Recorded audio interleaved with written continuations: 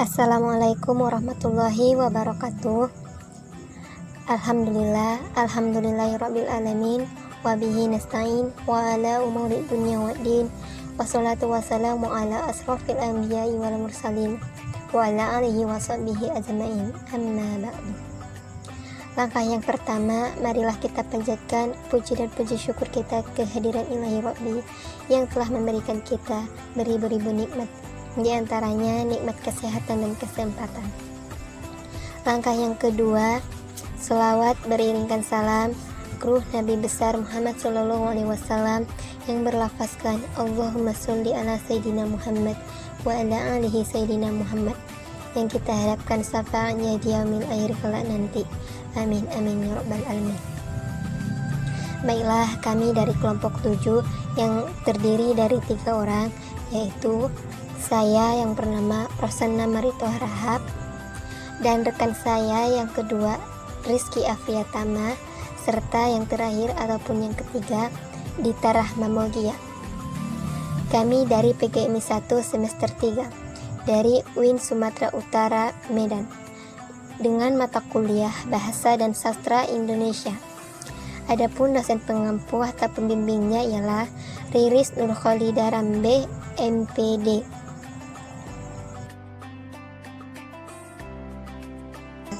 Yaitu yang bagian A, pengertian berbicara. Di sini ada 3 pembagiannya. Yang pertama, kegiatan berbicara dari suatu pesan yang harus dimiliki pembicara yang akan disampaikan kepada penerima pesan, agar penerima pesan menerima atau memahami isi pesan itu. Manusia sebagai makhluk sosial memerlukan hubungan dan kerjasama dengan manusia yang lain. Hubungan dengan manusia lainnya itu antara lain berupa menyampaikan isi pikiran dan perasaan, menyampaikan suatu informasi, ide atau gagasan serta pendapat atau pikiran dengan suatu tujuan. Yang kedua, dalam menyampaikan pesan seseorang menggunakan suatu media atau alat, yaitu bahasa. Dalam hal ini, bahasa lain, seseorang yang akan menyampaikan pesan tersebut mengharapkan agar penerima pesan dapat memahaminya. Pemberi pesan disebut pembicara dan penerima pesan disebut penyimak atau pendengar. Peristiwa tersebut disebut dengan berbicara. Dapat dikemukakan bahwa berbicara adalah keterampilan menyampaikan pesan melalui bahasa lisan. Yaitu yang ketiga, kemampuan berbicara merupakan tuntutan utama yang harus dikuasai oleh seorang guru. Jika seorang guru menuntut siswanya dapat berbicara dengan baik, maka guru harus memberi contoh berbicara yang baik juga. Bismillahirrahmanirrahim. Assalamualaikum warahmatullahi wabarakatuh. Perkenalkan, nama saya Rizky Afriatama. Di sini akan menjelaskan tentang tujuan berbicara. Seorang pembicara dalam menyampaikan pesan kepada orang lain pasti mempunyai tujuan, ingin mendapatkan respon atau reaksi. Respon atau reaksi itu merupakan suatu hal yang menjadi harapan. Tujuan atau harapan pembicaraan sangat tergantung dari keadaan dan keinginan pembicara. Secara umum, tujuan pembicaraan adalah sebagai berikut. Yang pertama, mendorong atau menstimulasi. Mendorong atau menstimulasi yaitu mengajarkan anak tentang akhlakul karimah, karena akhlakul karimah itu sangat penting dalam keadaan agama Islam. Kedua, meyakinkan anak, meyakinkan yaitu melakukan sesuatu dengan sungguh-sungguh. Contohnya, menghormati orang tua. Yang kedua, menggerakkan yaitu menggerakkan berjalan.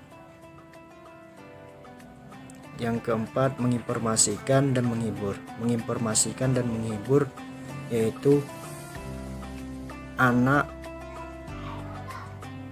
harus banyak aplikasi hiburan. Contohnya seperti bermain atau berliburan kemana-mana. Terima kasih, mungkin hanya itu yang dapat saya sampaikan. Assalamualaikum warahmatullahi wabarakatuh. Jenis kegiatan berbicara.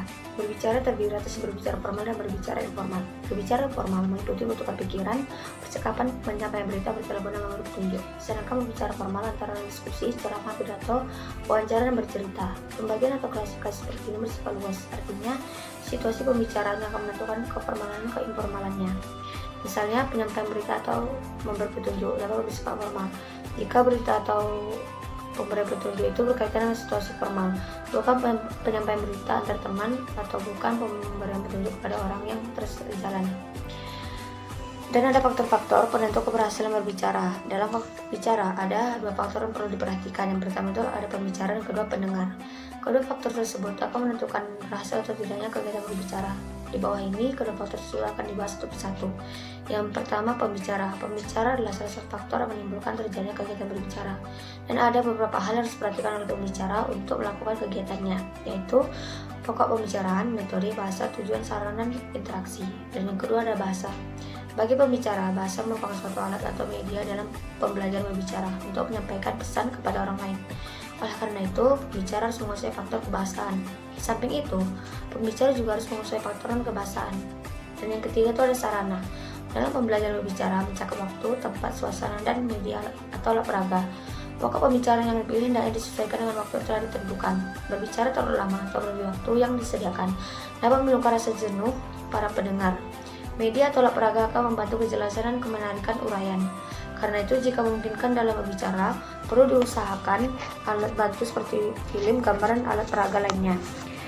Dan selanjutnya itu ada interaksi. Kegiatan berbicara berlangsung menunjukkan adanya hubungan interaksi antara pembicara dan pendengar. Interaksi dapat berlangsung searah, dua arah, atau multi arah. Dan yang terakhir itu ada pendengar. Suatu kegiatan berbicara akan berlangsung dengan baik apabila dilakukan di hadapan para pendengar yang baik. Karena itu, pendengar harus mengetahui persyaratan yang dituntut untuk menjadi pendengar yang baik. Baiklah, cukup sekian yang dapat kami presentasikan dari kelompok 7.